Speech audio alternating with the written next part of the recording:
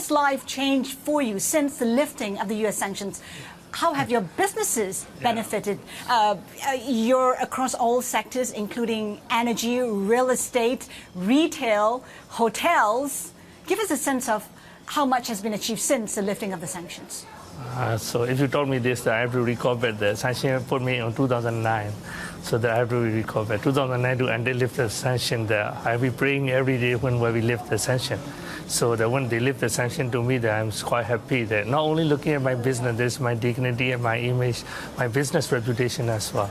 So I really appreciate that it's not only me, the whole country lifted the sanction for even Myanmar country also, work with the all other country at the future. So how much have your businesses grown since the lifting of the sanctions?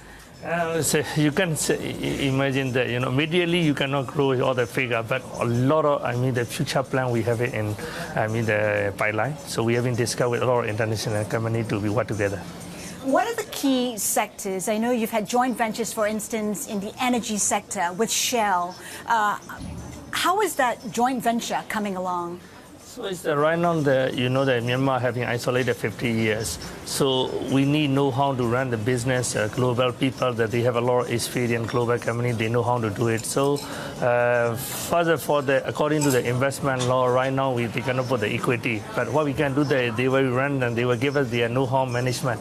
So I think that they will run our business to get the more market and also the more benefit at the future. So we will work on management together. So are you looking at more joint ventures? Yeah, of course. Who are you in talks with? Yeah, so we're talking a lot. Of course, the Accor is running our hotel, our investment.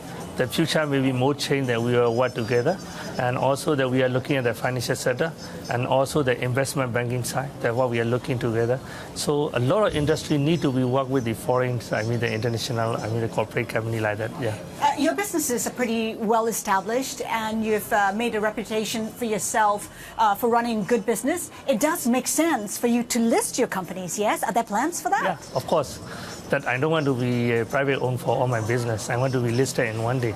You need like a stock exchange in Myanmar. So that our capital market is not there yet. So right now I can list it in Myanmar. So I have a plan to be listed in the outside of the country. Where? So that's still looking at the Singapore, Hong Kong, or London. That's what we are looking at the future. Oh, when are you likely to make that decision on where to list? Actually, first of all, you have to make the plan yourself first. Okay, most of the mine subsidiary company all are like a corporate governance and corporate finance and profitable business and also the good reputation. So, and then easy to be listed, if you do not prepare for that, and then they're very difficult to list it. So we have been planned already everything in our side. What do you make of the reform process? Have you been satisfied at the pace? 53 million people have been looking for this reform 50 years ago, so that we can see the change. So that is what we expected for the Myanmar. Okay, so that is only the first step of moving forward.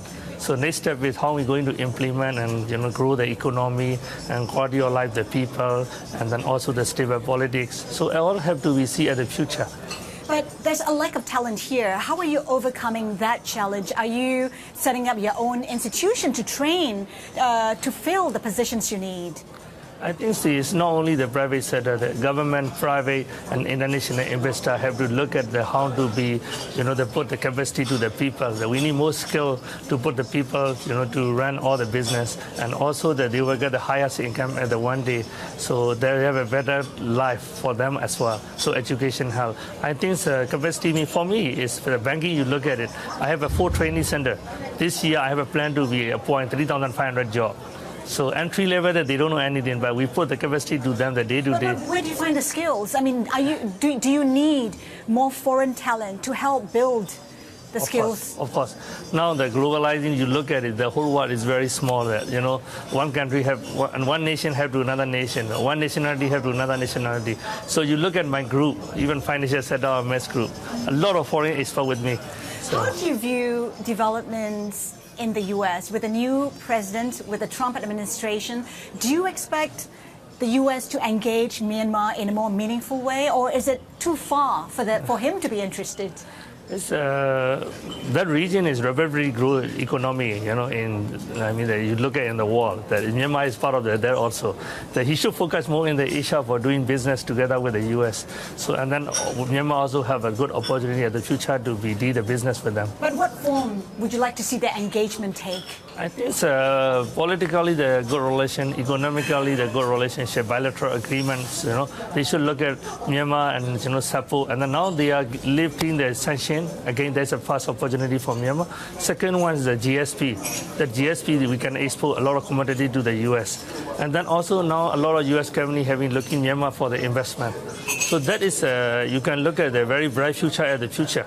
I mean, if the government more interesting and support on that, new governments on that front, that will be the best for Myanmar and the US. You said earlier that you're looking for more joint ventures. What do you say to potential investors who are hesitant, who say that Myanmar is for the brave? It's potentially, I mean, we are looking at a foreign investor, you know, who have an internationally brand, and also they look at it. In Myanmar, you see that the private sector want to grow the infrastructure. We have a lack of infrastructure. Let's say the energy, you know, highway, and also the technology side, financial sector. All those areas that foreign investors are looking and invest it, that will be the best for our country grow. It's not only for the one industry they invest, but all other investors also, they can sit on this infrastructure they can invest more.